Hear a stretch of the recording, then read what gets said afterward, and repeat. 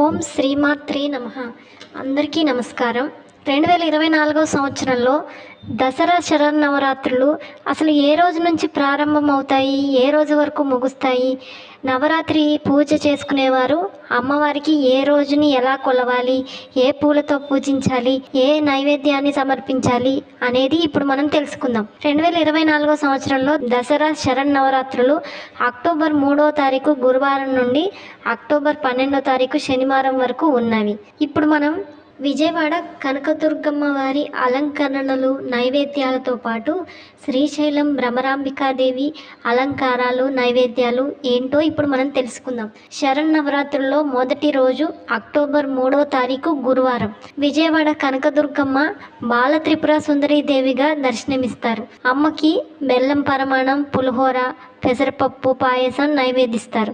అలాగే శ్రీశైలంలో బ్రహ్మరాంబికాదేవి శైలిపుత్రి అవతారంలో మనకి దర్శనమిస్తారు.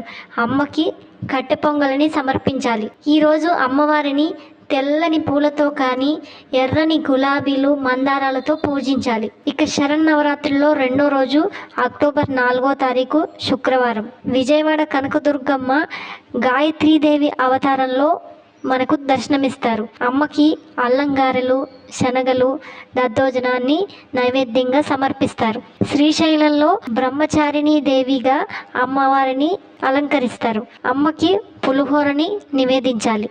ఈరోజు అమ్మవారిని తామర పూలు లేదా కలువ పూలతో పూజించడం శ్రేయస్కరం. శరన్నవరాత్రుల్లో మూడో రోజు అక్టోబర్ 5వ తారీఖు శనివారం. ఈరోజు విజయవాడ దుర్గమ్మ అన్నపూర్ణాదేవిగా దర్శనమిస్తారు. అమ్మవారికి దద్దోజనం, కట్టె పొంగలి సమర్పించాలి. శ్రీశైలంలో చంద్రఘటాదేవిగా అమ్మ దర్శనమిస్తారు. అమ్మకి కొబ్బరన్నాన్ని నివేదించాలి.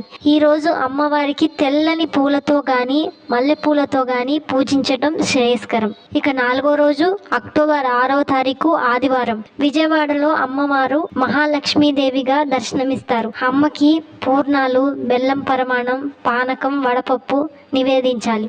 శ్రీశైలంలో కూష్మాండాదేవిగా అమ్మ దర్శనమిస్తారు. అమ్మకి చిల్లు లేని అల్లంగారెలను నివేదించాలి. ఈరోజు సంపెంగ, సన్నజాజులు, తామర పూలతో అమ్మవారిని పూజించడం మంచిది. శరన్నవరాత్రుల్లో ఐదో రోజు అక్టోబర్ 7వ తారీఖు సోమవారం విజయవాడ ఇంద్రకీలాద్రిపై అమ్మవారు మహాచండీదేవిగా దర్శనమిస్తారు. అమ్మకి పులిహోర, బెల్లం పరమాణం, వడపప్పు, చనిమిడి నైవేద్యంగా సమర్పించాలి. శ్రీశైలంలో స్కందమాతగా అమ్మ దర్శనమిస్తారు. అమ్మకి ఇక్కడ దద్దోజనాన్ని నివేదిస్తారు. ఈ రోజు పసుపు రంగులో ఉన్న పూలు అంటే చామంతి పూలు కానీ పసుపు రంగులో ఉన్న పూలతో అమ్మని పూజించాలి. శరన్నవరాత్రుల్లో 6వ రోజు అక్టోబర్ 8వ తారీఖు మంగళవారం. ఈ రోజు విజయవాడలో అమ్మవారు సరస్వతీదేవిగా దర్శనమిస్తారు. అమ్మకి పాయసం, బెల్లం పరమాణం, దద్దోజనాన్ని నైవేద్యంగా సమర్పిస్తారు. ఇక శ్రీశైలంలో కాత్యాయని దేవి రూపంలో అమ్మ దర్శనమిస్తారు. అన్నంతో చేసిన కేసరిని అమ్మకి ఈ రోజు నైవేదించాలి. తెల్లటి పూలతో గాని మారేడు దళాలతో కానీ అమ్మకు పూజించడం శ్రేయస్కరం. ఈ రోజు శరన్నవరాత్రుల్లో 7వ రోజు అక్టోబర్ 9వ తారీఖు బుధవారం విజయవాడ ఇంద్రకీలాద్రిపై అమ్మవారు శ్రీ లలితా త్రిపుర సుందరీ దేవిగా దర్శనమిస్తారు.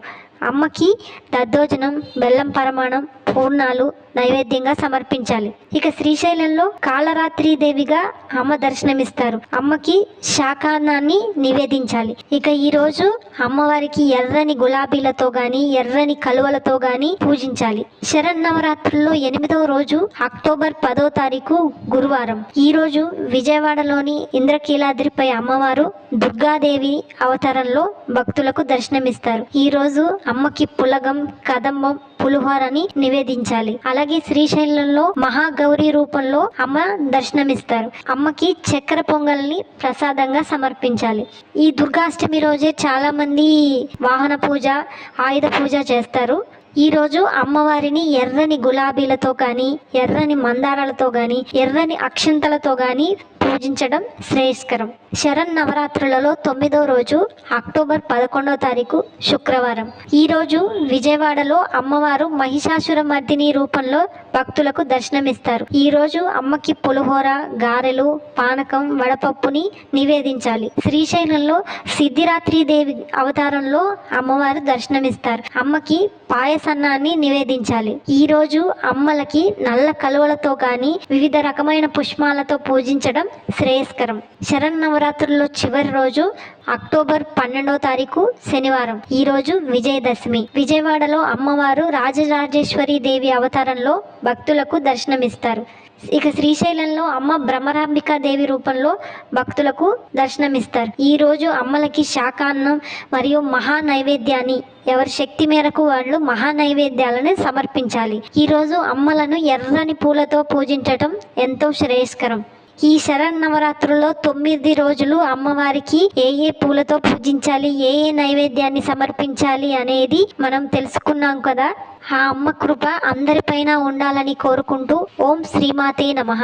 మరిన్ని భక్తి సమాచారాలు, విశేషాల గురించి మా ఛానల్ని సబ్స్క్రైబ్ చేయండి, లైక్ చేయండి, షేర్ చేయండి, కామెంట్ చేయండి.